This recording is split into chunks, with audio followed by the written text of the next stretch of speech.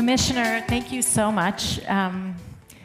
I think I speak for everyone here in this audience that you have been such an amazing and consistent advocate for this industry, and we've seen a lot of new faces and a lot of new voices in today's programming, which is great. But it's always good to have, and we are very grateful that you keep your promises and that you're going to delay that rest just a little bit. But we want to help.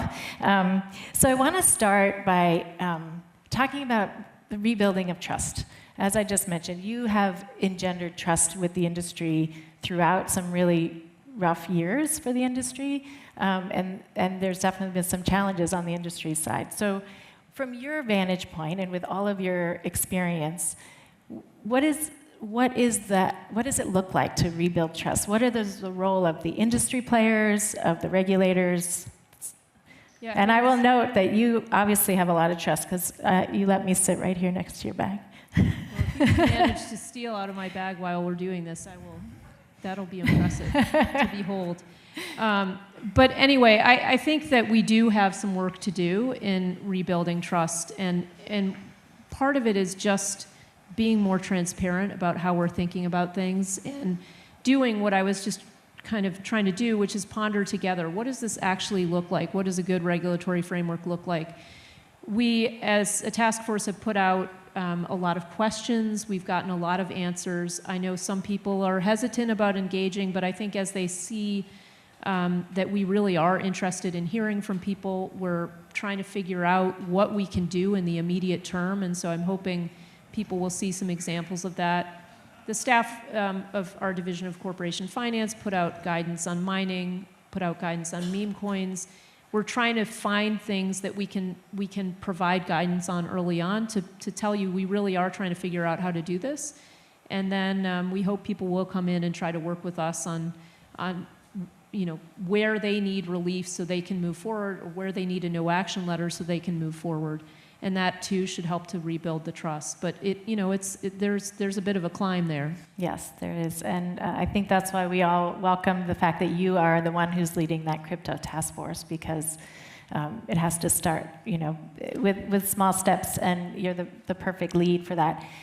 You've mentioned a couple times the first meeting was on Friday, and I know in this environment that seems like a long time ago, but do you have any hot takes of how that went and what your main takeaways are from that first meeting? Yeah, I was really pleased with the first roundtable. So what we did is we brought in 12 people from outside the commission to talk, and we did this in a public forum. There were people in the audience from the public as well as from the SEC.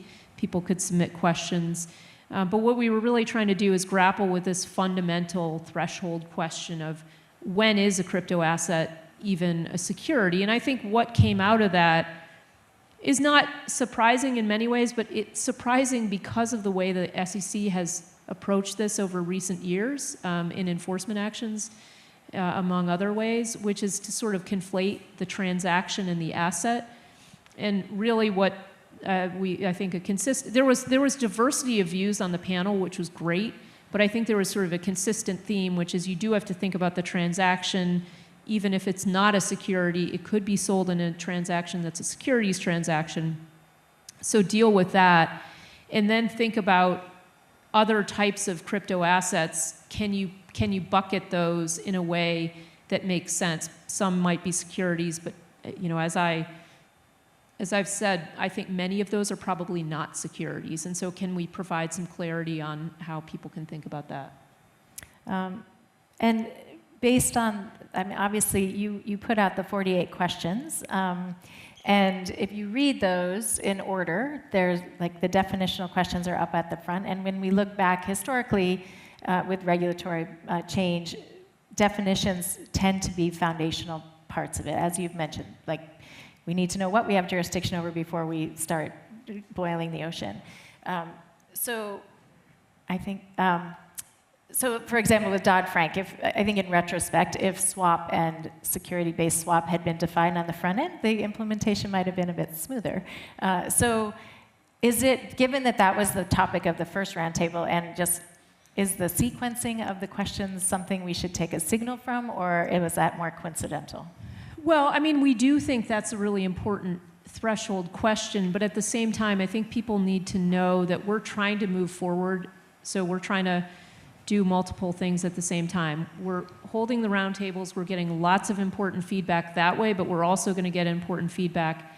We've gotten some great written submissions. I've been enjoying the chance to go through some of those. I haven't been through all of them yet, but they're really helpful.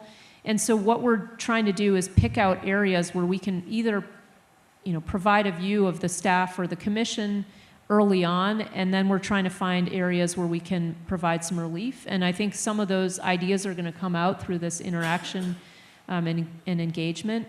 And so I don't think we're going to wait till we've made it all the way through to address things, and we might jump around in that long list of questions in addressing things if we think there's an easy thing that we can address. I mean, nothing's that easy because it's still a bureaucracy, but still, if we think we can get something done quickly, we'll go ahead and do it.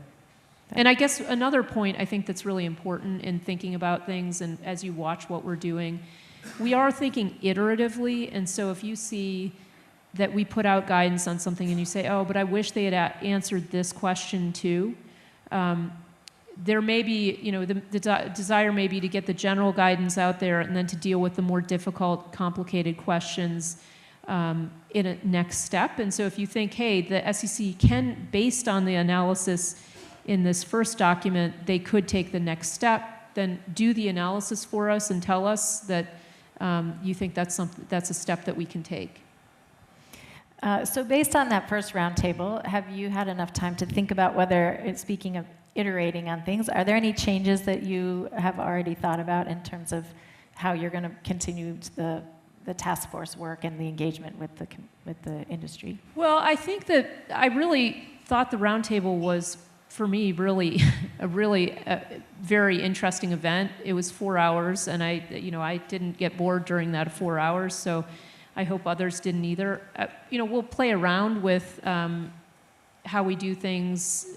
We're open to suggestions, but I did think that it was a good way forward. And then we're meeting with a lot of people too, and I think that's an important piece too. But if people have other suggestions of how we can interact that they think would be effective, we're certainly open. Great. And you're getting a lot of written submissions. I know you haven't gotten through all of them, but what is the general approach from the task force of how you're really addressing it sounds like quite a high volume of inbound. Yeah, so we have some ways to kind of categorize things so that they can get into the queue of the right person on the task force. The task force is made up of people from the SEC staff, from different divisions, and they're working very hard. And so they're really jumping in and looking at these.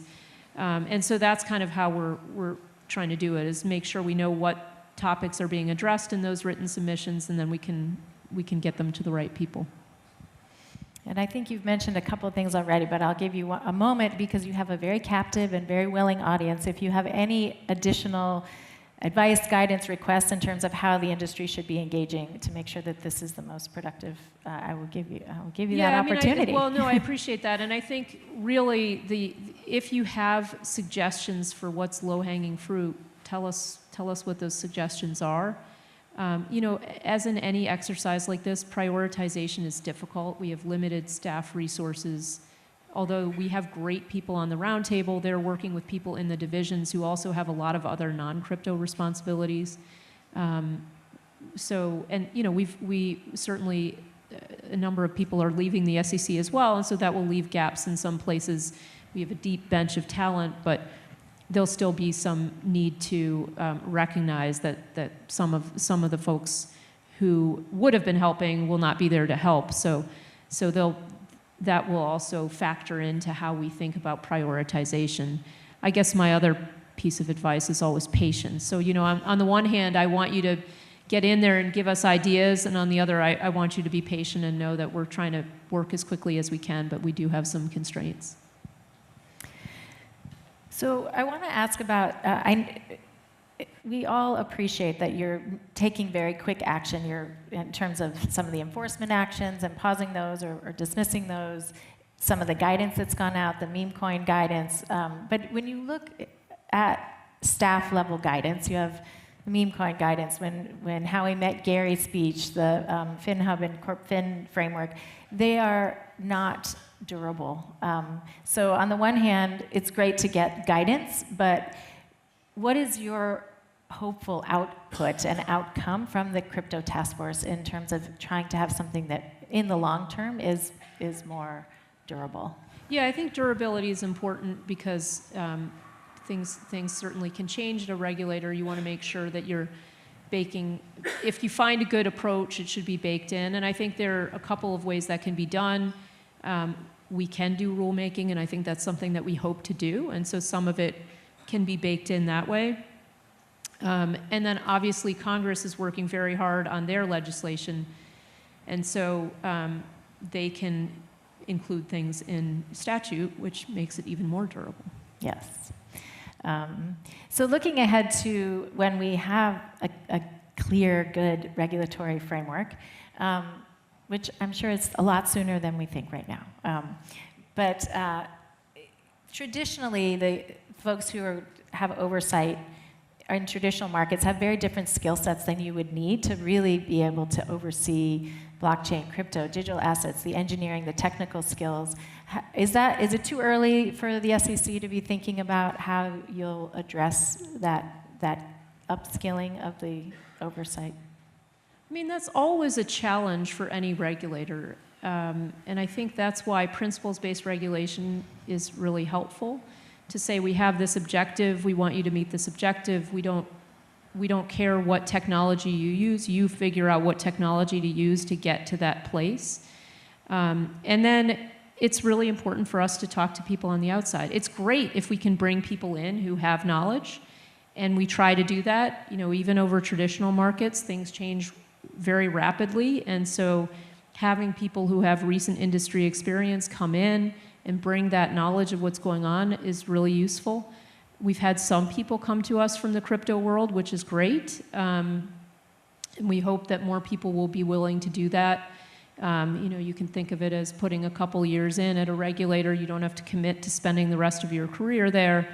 I think that can keep a regulator fresh, bringing in those perspectives. But it's always going to be a challenge. It's working for the government at government salaries is not always at the top of everyone's wish list. So that's why we're really relying very heavily on this interaction process where people are coming in and speaking to us from their expertise. And I can't tell you how grateful I am that people are willing to really put time in.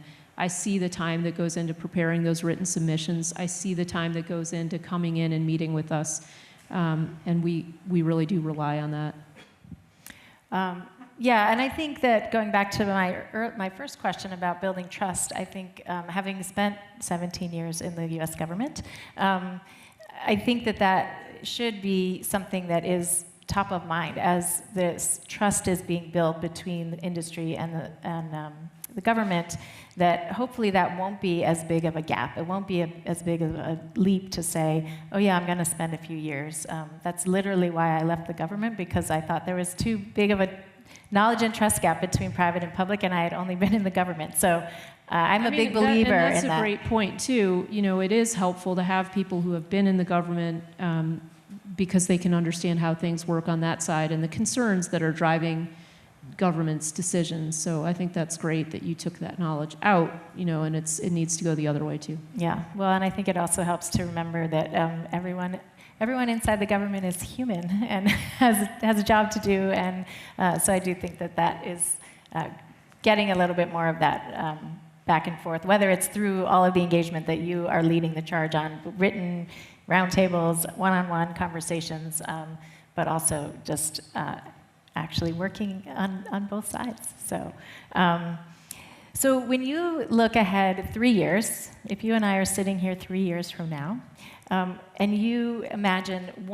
the biggest change that could happen with the relationship between public and private and that dialogue, what do you hope for? What do you envision? I guess it could be a two-part question. What do you what's the ideal, and what do you think is really going to be happening in 3 years? Well, I certainly hope the relationship will be better, but I think what I would like to see is people being able to get in a room together and figure out hard problems together. And I hope that some of those hard problems will be solved. I hope people won't be sitting around thinking about the Howey test. I mean, they have, obviously your lawyers have to think about these things. I'm not saying that they'll not be relevant, but it shouldn't be the kind of thing that is driving what you decide to build. I want there to be enough clarity on the question of what falls within our jurisdiction, and then if it does, how you can move forward. So I'd be really happy if we had people actually trying stuff within our space and not running away from it, running away just because something had to be done as a securities offering, for example. There will be many things that are done outside of our space, but I'm hoping that we can be in a good enough place that people say, yeah, this might implicate the securities laws, but that's okay because we know we can go in and we can work through this with the SEC and get to a place where we can do something that's commercially viable but also satisfies the important objectives of the securities laws. I've been doing a bunch of international travel, and every time I'm outside the United States, there's a lot of conversation about sandboxes, which is just not really a thing here in the US. I'm just curious your views on whether that's appropriate because of we're different, or if that's something that might be a way to allow exactly what you just said. Yeah, I mean, we do have sort of a sandbox, and something like an exemptive order can be something like a sandbox. You can try something. A no action letter can be something of a sandbox. But we don't have a formal sandbox, and that's something that I've suggested that we think about, perhaps in conjunction with foreign regulators, because I think it would be interesting for some people to run experiments that cross borders. And so if we could figure out a way to have a sandbox here that could plug into a sandbox in another country, would allow people to do things on a limited scale, limited based on the dollar amount and the number of customers. It would give people an opportunity to see what the market wants and what it doesn't. So I actually think it would be worth spending some time trying to build something like that. All right. Well, there are plenty of foreign partners who agree with you, I think, and we can help on that front too, the industry. So I know we're out of time. I'm sure we all have millions of questions for you, but I just want to say that I hope that with your leadership and building this public-private dialogue, that your moments where you actually have time to sleep instead of continuing to run and maintain your promises come sooner with all of our help. So thank you so much. Thank you so much. It's been fun to talk to you. Thank you. Thank you.